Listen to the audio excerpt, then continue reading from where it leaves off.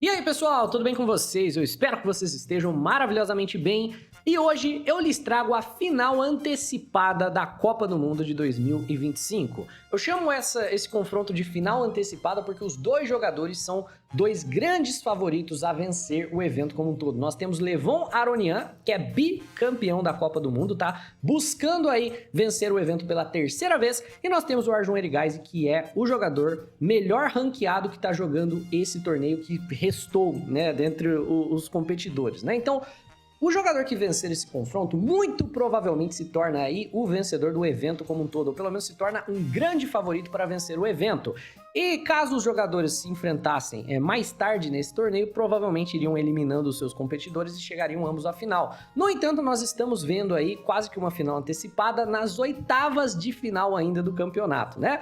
Eles jogaram, de fato, uma partida digna de ser final, no entanto, nas oitavas. Então, sem mais delongas, vamos lá. Vem o E4 por parte do Aronian, E5 por parte do Erigaisi, cavalo em F3 pressionando o peão de E, cavalo em C6 defende e bispo em C4 nós temos a abertura italiana. Aqui vem bispo em C5 por parte do Arjun Erigaisi, o gioco piano, né, o jogo calmo, e C3 por parte das brancas, preparando para atacar o centro com D4 ou simplesmente contestando aqui a movimentação do cavalo e controlando o centro.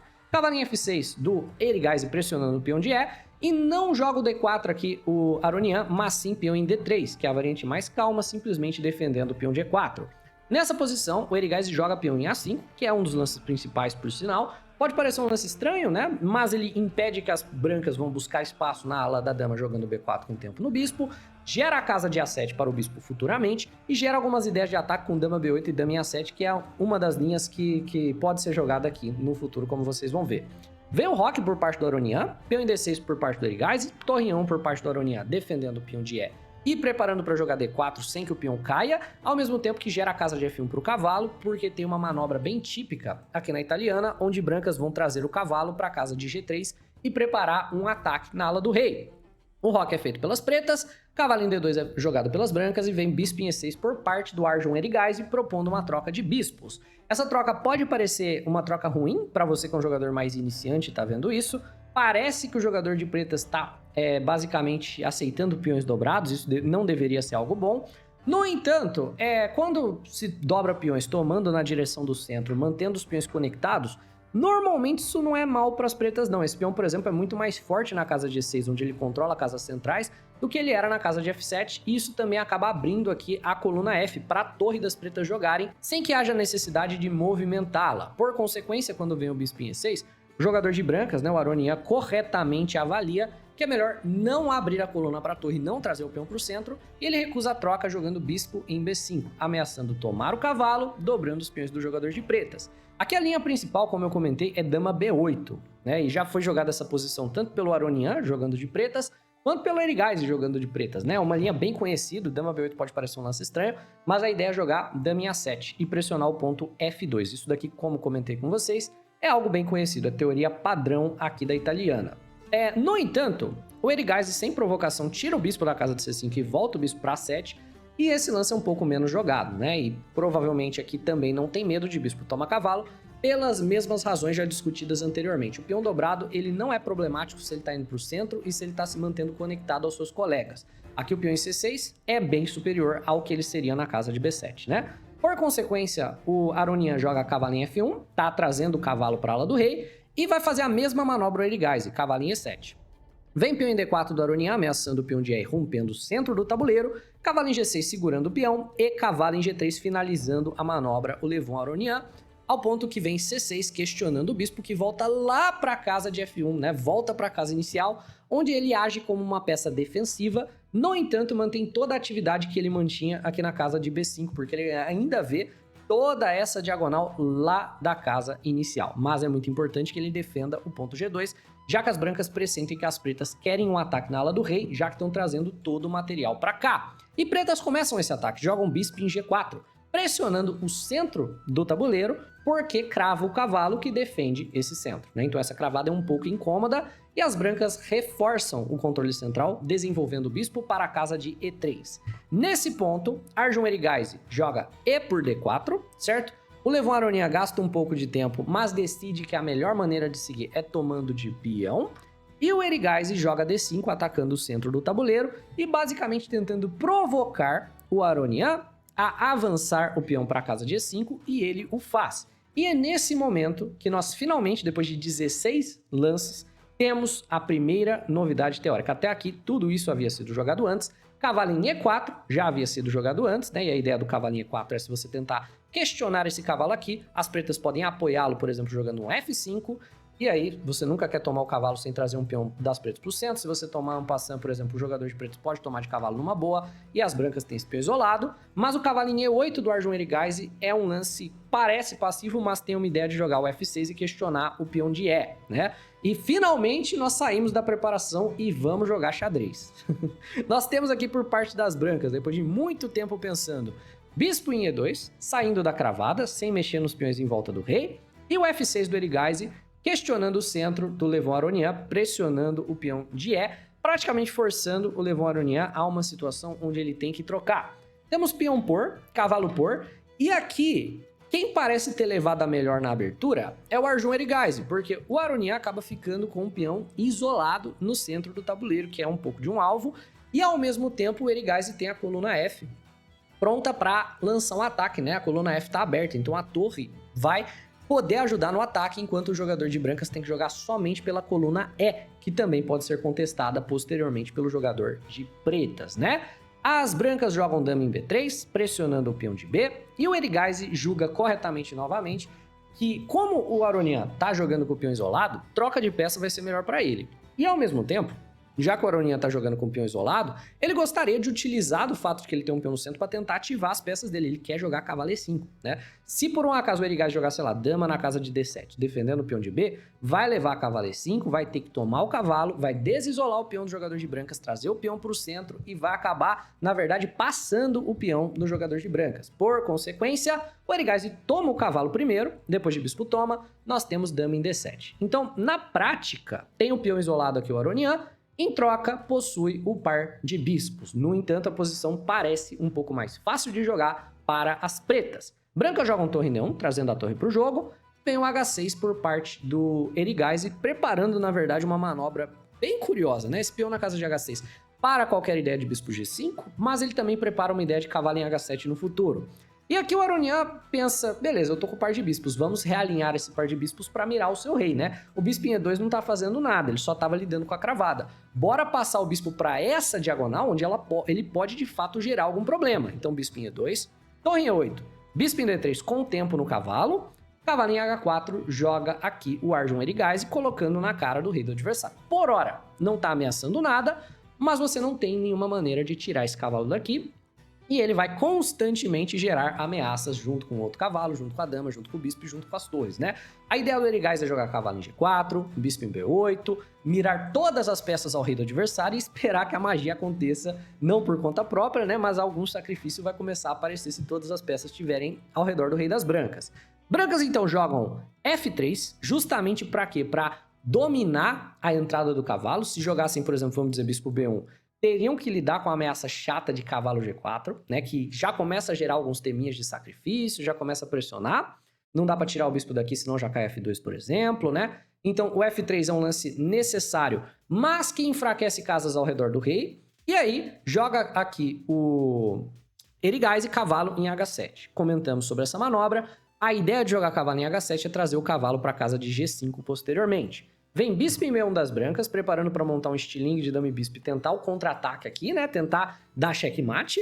E cavalo G5 joga aqui o Arjun Erigaise. Então, dama em C2, claro, ameaçando tomar o cavalo e agora sim, né, dar checkmate. Então G6 joga o Erigaise, fechando um pouco a diagonal, porque o cavalo está segurando por aqui. Vem rei em H1 por parte do Aronian, saindo de alguns temas aqui de cavalo para F3 check, já que os dois cavalos estão ameaçando ali. E joga dama em F7, o Erigaise trazendo mais material para a ala do rei para o seu ataque. Dama em F2, joga o Levon Aronian, e bispo B8 trazendo todas as peças para o ataque. Você vê que os jogadores não deixam nem um ponto de material parado. Todas as peças estão participando ativamente, tanto do ataque por parte das pretas, quanto da defesa por parte das brancas. Isso daqui é muito importante para o ataque dar certo. Vem cavalo em F1 por parte do Levon Aronian, basicamente super protegendo o ponto H2. E aqui cavalo em F5 joga o Arjun Erigaize, remanejando o cavalo e cutucando o bispo, né?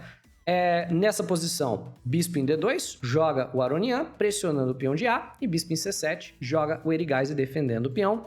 E aqui, o computador, alegremente, de brancas, quer trocar bispo por cavalo. Ele tá doidinho para jogar bispo toma cavalo, porque ele tá sentindo o ataque iminente das pretas, então ele quer começar a trocar peça.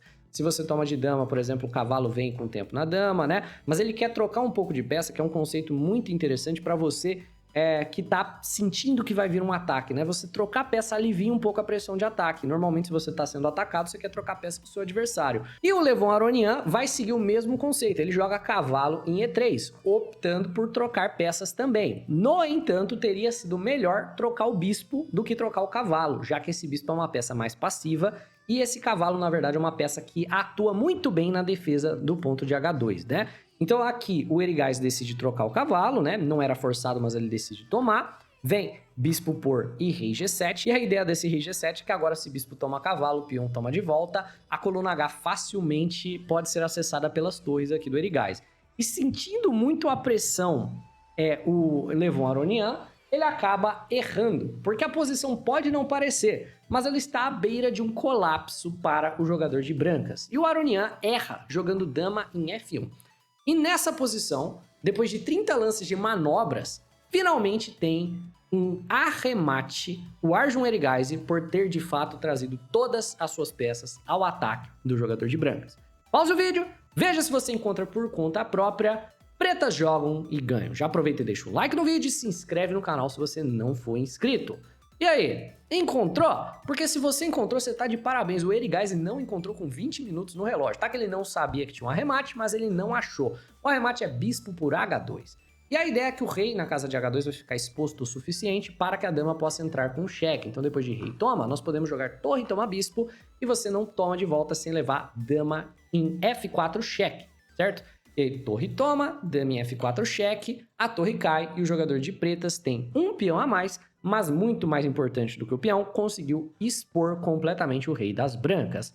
Como eu comentei, na verdade o próprio Arjun não encontrou esse lance, né? O Arjun jogou torre E6, preparando para dobrar as torres, seja na coluna E ou seja na coluna F. E aqui o Aronian percebeu, opa, tem o sacrifício em H2, vamos jogar, bispo volta, e propor umas trocas de torre, já que eu tô sendo atacado, eu quero trocar peça, né? Vem torre em E8, torre por.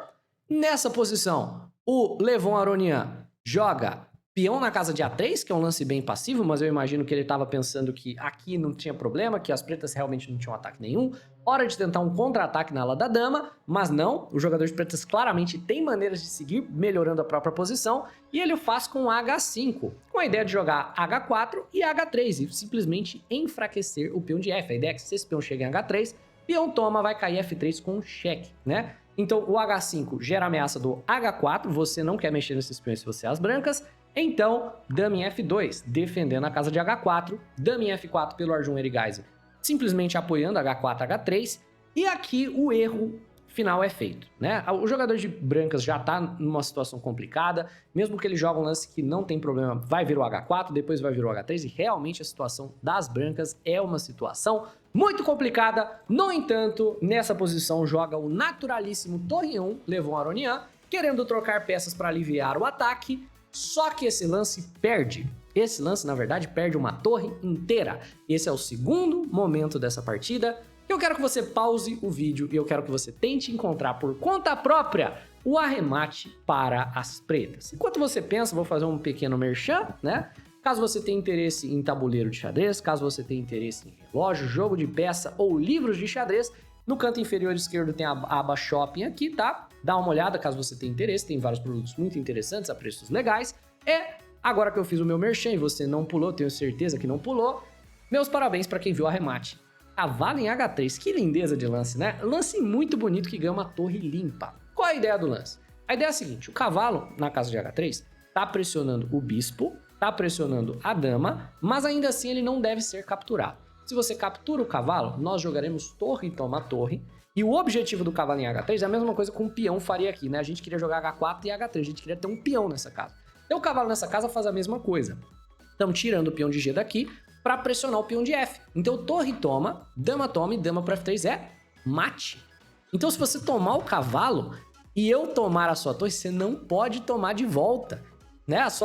A minha torre é incapturável aqui, tá ameaçando o bispo, tá pressionando o bispo. Beleza, se eu não tomar o cavalo, você não tomar o cavalo, você provavelmente vai jogar tipo dama em F1, vai tirar a dama da ameaça do cavalo, obviamente, né? Também não adianta tomar a torre, porque senão vai levar cavalo pro F2, seguido por uma ameaça aqui de checkmate na casa de H2, né? Então, por exemplo, se você não toma e joga dama em F1, agora eu vou fazer o quê? Cavalo toma bispo, defensor do checkmate. Tô ameaçando o mate, você tem que tomar o cavalo. E torre toma torre. E você novamente não pode tomar de volta sem acabar levando o checkmate. Se você jogar G3, dama por F3 é mate, a dama tá cravada. Não tem o que fazer e, por consequência, abandona a partida Levon Aroniano. Agora, restaram vários pesos pesados no torneio, ainda tem o Wei pro Arjun Erigais enfrentar na próxima rodada, mas eu acredito que o Arjun Erigais, ao vencer Levon Aronian, é o grande favorito a vencer a Copa do Mundo de Xadrez de 2025.